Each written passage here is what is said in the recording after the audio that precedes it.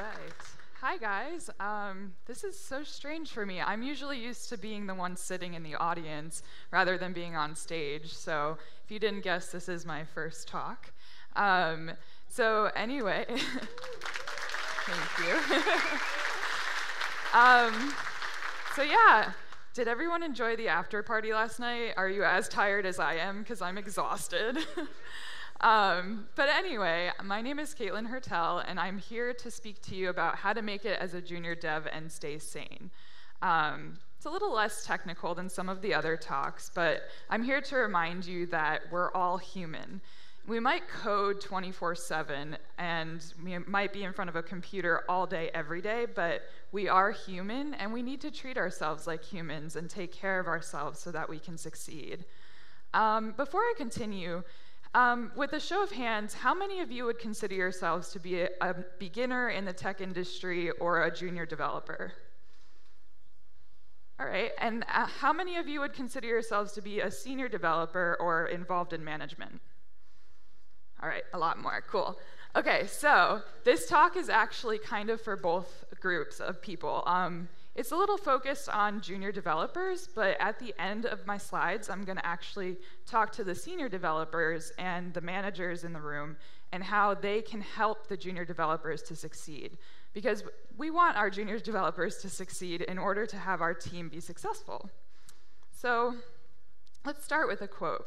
"You don't have to learn to walk by following rules. You learn by doing and falling over," by Richard Branson. This quote is here to remind us that not everything is always going to run smoothly. Sometimes we're going to fail, sometimes we're going to fall, and sometimes we're going to get overwhelmed and burn out. And that's what happened to me. And this is my story about how I picked myself back up and kept going. So my name is Katelyn Hertel. I live and work in New York City.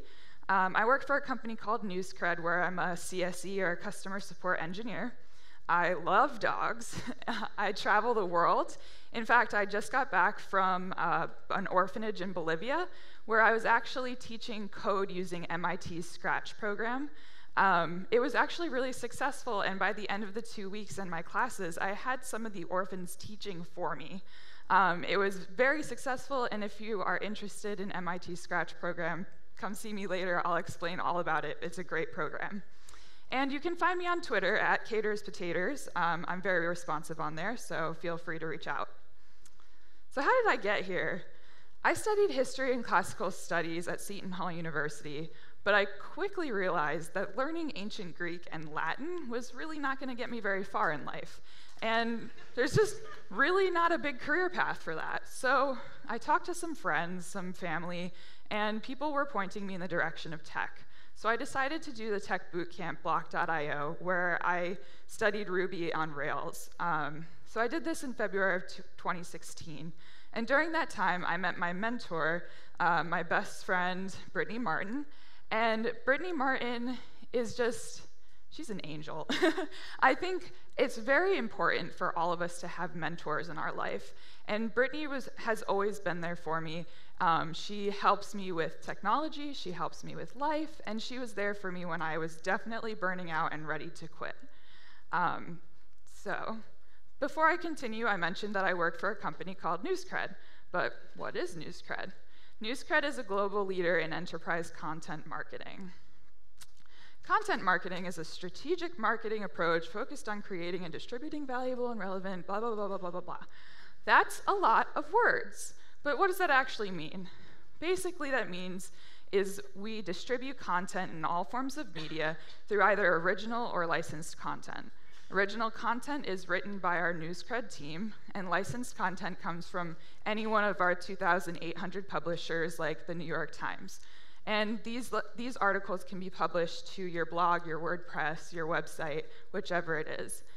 We also do CMS design, and we have our own platform which we maintain and fix. So if there's ever a customer that comes to us and says, there's a bug, or something went down, or literally anything broke on the platform, that's where CSEs come in. We fix all the problems. We also drive product adaptation, help with integrations, and assist with onboarding new customers to the platform. So let's talk about my first job, because this is actually where I hit burnout status, and that's kind of what this talk is about. I worked for a content distribution network, or a CDN. Basically what a CDN is if you have a request, so you type in twitter.com, usually the request will go to the server.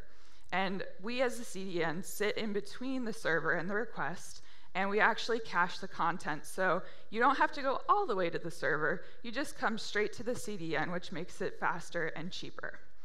So I was doing my boot camp, and I actually got hired 3 whole weeks before I graduated that boot camp. So I started my first job in May of 2016. And I did about 2 weeks training in San Francisco, and then as soon as I got done with that, I came back to New York, and on day 1 in New York, I got the opportunity to work on 2 really big projects, IPv6 and HTTP2. I was so excited. Here I am, brand new to the tech world, someone who has 0 experience, and I get these 2 big projects on basically my first day. I was excited to do this, but I had no idea how much work was involved with these 2 projects. I had to send out hundreds of invites to beta testing, open countless tickets, and onboard anyone that was interested in these 2 products. That was a lot of work to be doing on top of being hired as a customer support engineer. So I was trying to do both. And in August, I hit burnout status, and I hit it very hard. In fact, when September came around, I was actually convinced that I was going to quit. And so I knew something had to change, and so these are the steps that I took to turn it all around. I learned to ask for advice. I managed my time better. I spoke up when something didn't feel right. I learned to say no. I set goals, and I started to take care of myself. And these are things that might seem obvious or self-exclamatory, but sometimes we get so caught up in our everyday jobs and lives that we forget these simple steps. So I'm here to remind you. So let's start with asking for help or advice. It's really hard, and I think it's hard for everyone in any profession. And so for me, I was afraid that my questions were stupid or dumb and made me sound uneducated. I mean, I was a junior developer surrounded by senior developers, and I was the only one. So asking a senior developer a question was really scary for me, and I think it's scary for a lot of people. So I ended up learning and accepting that in technology, there are no dumb or stupid questions. At the end of the day, we have deadlines. We have code that needs to be submitted and bugs that have to be fixed. So if you're asking questions to get to that end of the day goal, it's not stupid. In fact, it makes you seem eager and wanting to learn. So definitely not something to be afraid of. Because remember, when you need advice, you should just ask. Asking is not bad. And when in doubt, power poses in the bathroom always work. For me, when I got frustrated or I was losing confidence, I would literally march to the bathroom like this. Like this. And people at work were like, what is she doing? And I'm just like, hey, it's gonna help me, so that's fine. But some other power poses look like this, or this, or this, or this, or this. Literally anything that makes you feel more confident or bigger or proud. And as you can see, my voice just got more confident, so it works.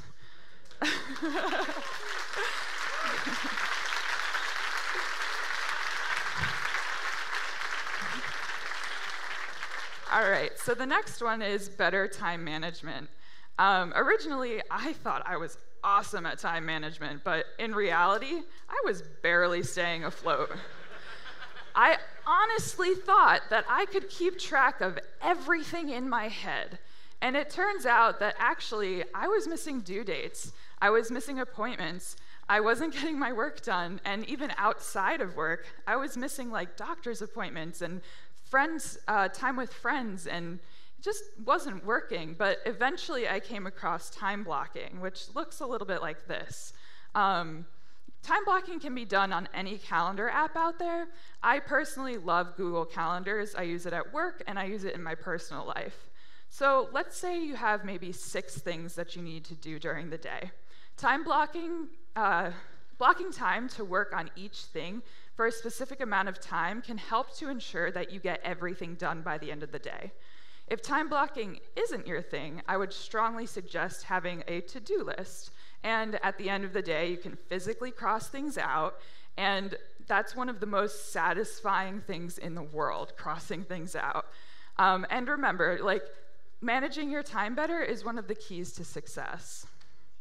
So the other thing, don't be afraid to speak up when something doesn't feel right. We're just gonna watch this for a minute.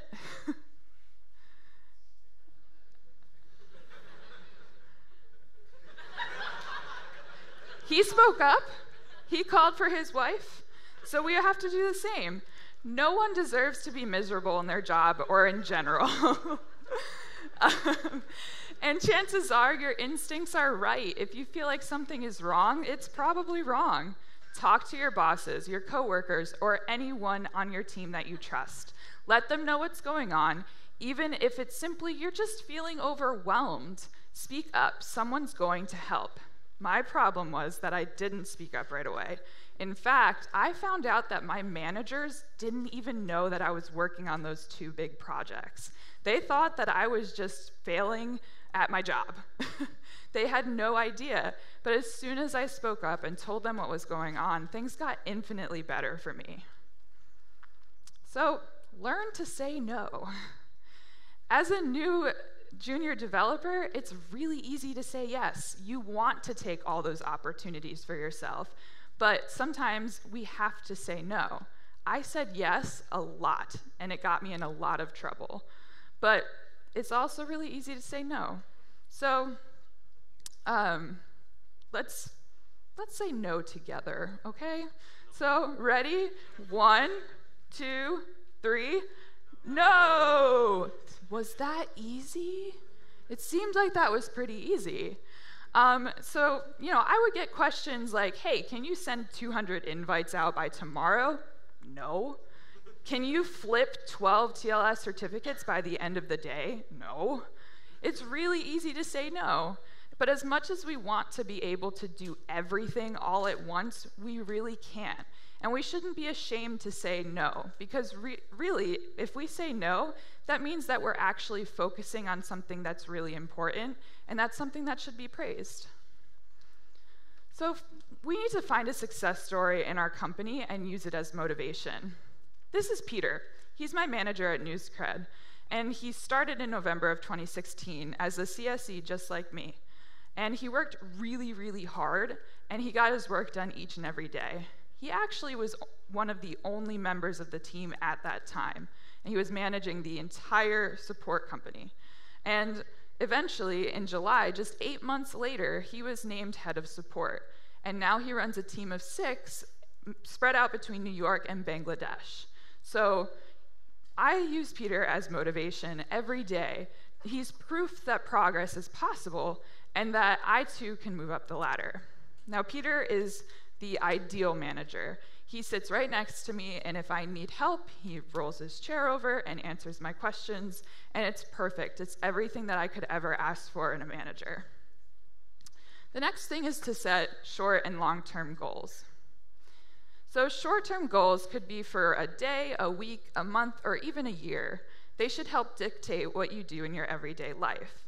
It should get you closer to your long-term goals.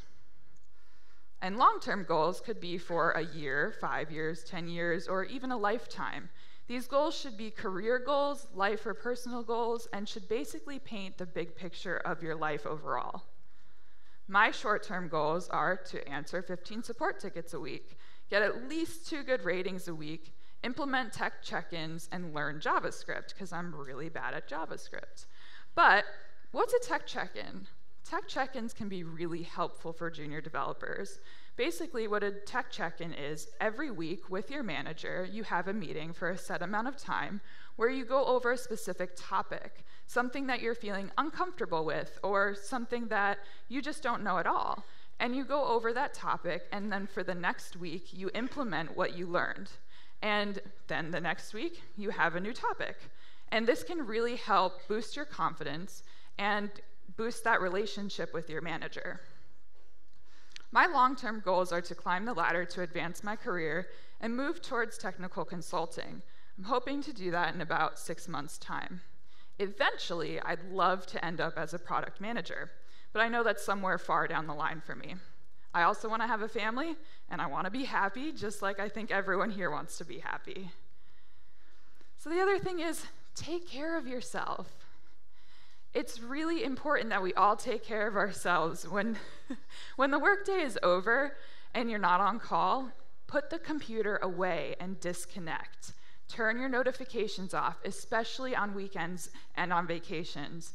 Especially on vacations. When I see people on Slack or emailing and they're on vacation, I will actually yell at them because you need to be relaxing. You have to take time for things that you love.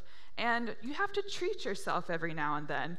I mean, meditate, have a spa day, hit the gym, read a book, learn something new. Do something for yourself that makes you happy at least once a week, if not more. Because remember, you come first. All right, so this is the slide for the senior devs and managers. So we talked about asking for help and advice. So you need to listen to your junior devs when they ask for advice. And you have to advise them and offer your knowledge. Because remember, you do have more knowledge than them, and it's your job to share that knowledge. You have to help them to better manage their time, and when you give them tasks, prioritize them, so they know what should be done first and then what's not as important. When they express something is wrong, listen and offer help, because they're not going to come to you with something trivial. They're going to come to you when something is really, really wrong. They trust you to help them, so you have to be there for them. And allow your junior devs to say no and praise them for doing so, because they have a lot on their plate. They're trying to learn everything at once. So when they do say no, that's something to be praised. Be the success story that they look up to. Set that example for them so that they can look up to you and use you as motivation. Help guide them in setting their goals. This can be really important because junior devs and people who are new to the tech world might have no idea what they want to do with their lives. This is where you come in. You can give them the options, different things that they can do with their life, and different paths that they can take to get there. And make sure they aren't working too hard and they're taking care of themselves too. If you see one of your junior devs super stressed out or lagging in their work, or maybe they're even making themselves sick and stressed out, tell them to go home early. Let them take a mental health day. They have to take care of themselves, but you too have to take care of yourselves, so remember that too. So the other thing that I wanted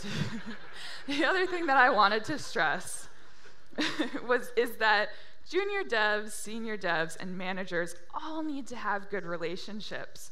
So for the junior devs out there, your higher-ups are there to help you. They have all the knowledge to share. Remember, they were probably in your spot at some time. They started where you started. And they want you to succeed, or they wouldn't have hired you. That's really important to remember. They believe in you, so they hired you to do your job. So just remember that. And remember, no matter what, you got this. Any questions?